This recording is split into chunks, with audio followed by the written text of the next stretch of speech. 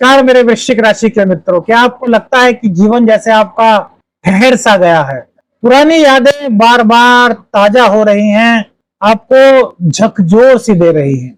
संतान, प्रेम, शिक्षा और निर्णय, इन सब में आपको लगातार उलझन का सामना करना पड़ रहा है। क्या भविष्य को लेकर के संशय और अपनों से दूरी का सामना आपको करना पड़ रहा है मेरे वृश्चिक राशि के मित्रों? तो समझ लीजिए मेरे मित्रों, वृश्चिक राशि की यह पनौती का समय चल रहा है। मेरे मित्रों, शनि की 138 दिन की उल्टी चाल आपके लिए 4 वरदान लेकर के आई है और वरदानों को प्राप्त करने के लिए आपको शनिदेव के संकेतों को समझना होगा। अभी सबसे ज्यादा जो पनौती के कारण वृश्चिक राशि वालों को दिक्कत हो रही है, देखिए ढैया हटी, पनौती शुरू हो गई। तो मेरे वृश्चिक राशि वालों, प्रेम संबंधों में सबसे ज्यादा दिक्कत इस वक्त आपको महसूस हो रही होगी। पेट जनित समस्याओं से लगातार आप जूझ रहे होंगे, दवा ले रहे होंगे, लेकिन दवा का वो प्रभाव आपके ऊपर नहीं पड़ रहा होगा जो आप पर होना चाहिए। रोजाना पेट की दिक्कत, कभी अफारा तो कभी पित्त जन्य रोग, आपको इस तरह की परेशानी आपको हो रही है। संतान को लेकर के भी कुछ दिक्कतें आपको झेलनी पड़ रही हैं। संतान या तो आपके कहे अनुसार नहीं चल रही, या फिर कहीं ना कहीं आपको ऐसा महसूस हो रहा है कि मेरी संतान की जो संगति है वो अलग होती जा रही है। कमेंट्स करके बताइए, संतान की संगति को लेकर के आप अपने मन में संशय बनाए हुए हैं मेरे मित्रों। समझ लीजिए पनौती का असर है। प्रेम संबंधों के साथ साथ शिक्षा पर भी इसका विपरीत प्रभाव पड़ रहा है। यदि मेरे मित्रों स्मार्ट ऊर्जा एस्ट्रो चैनल पर एस्ट्रो शावर मित्र ने आपके दिल की बात आपको अब तक बताई है तो कमेंट्स में लिखिए ओम शम शनिश्चराय नमः मेरे मित्रों। अगली बात करते हैं, दाम्पत्य जीवन को लेकर के लगातार आपकी नाव डोल सी रही है। कभी उतार कभी चढ़ाव, इस तरह की बातें आपके दाम्पत्य जीवन में चल रही हैं। वाद विवाद का सामना, एक दूसरे के साथ रहते हुए भी ऐसा लग रहा है कि दोनों अलग अलग से हैं।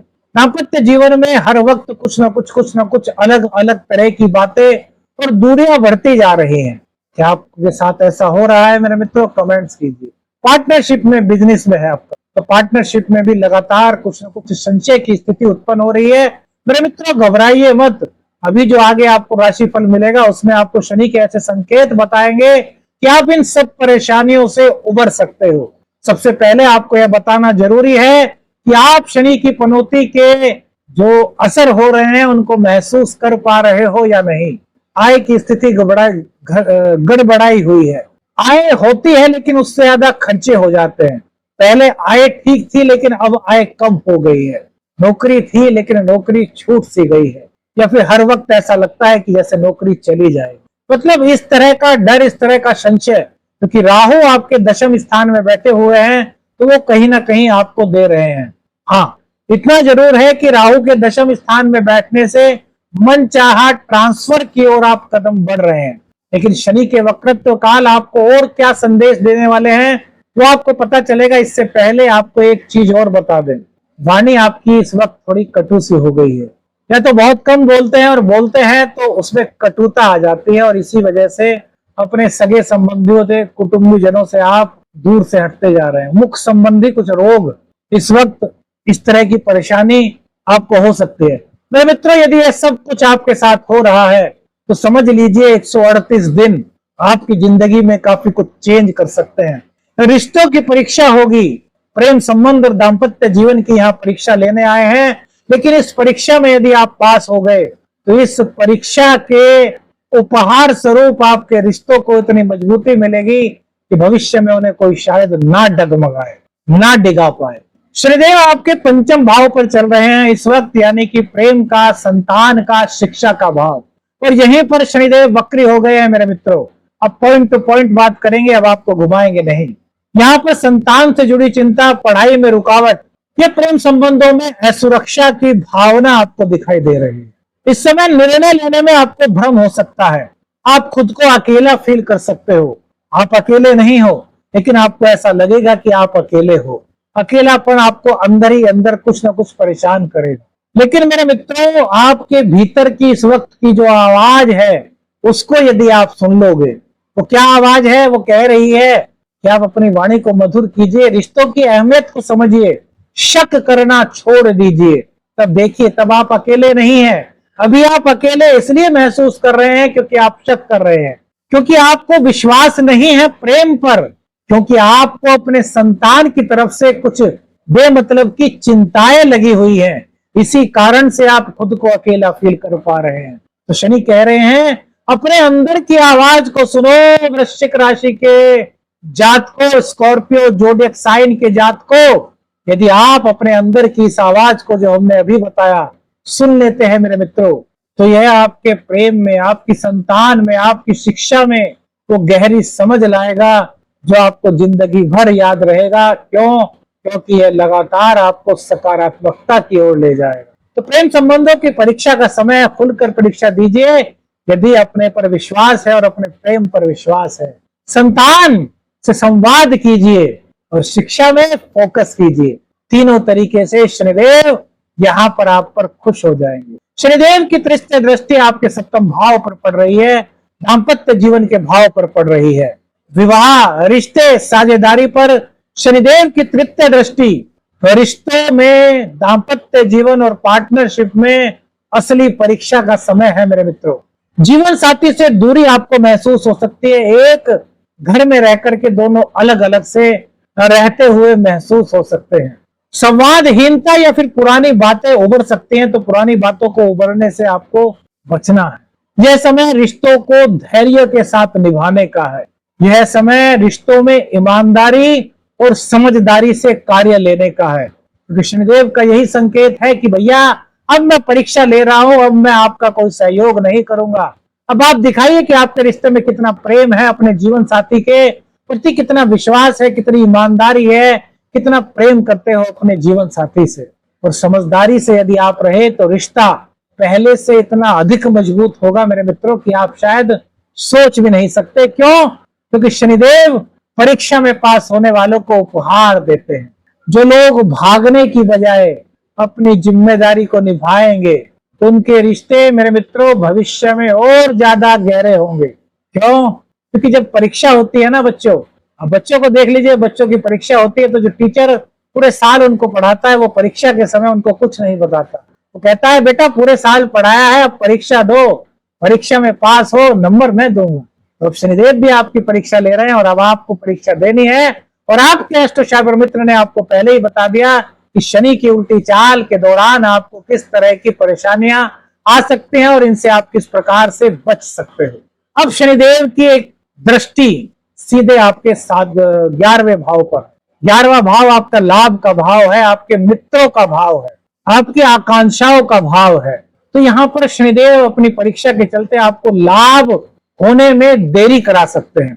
ऐसा नहीं कि आपको लाभ नहीं होगा, लाभ होने में देरी हो सकती है, आपका लाभ थोड़ा डिले हो सकता है, कुछ पुराने सपने अधूरे हो सकते हैं और मित्रों से थोड़ी दूरी बन सकती है मेरे मित्रों।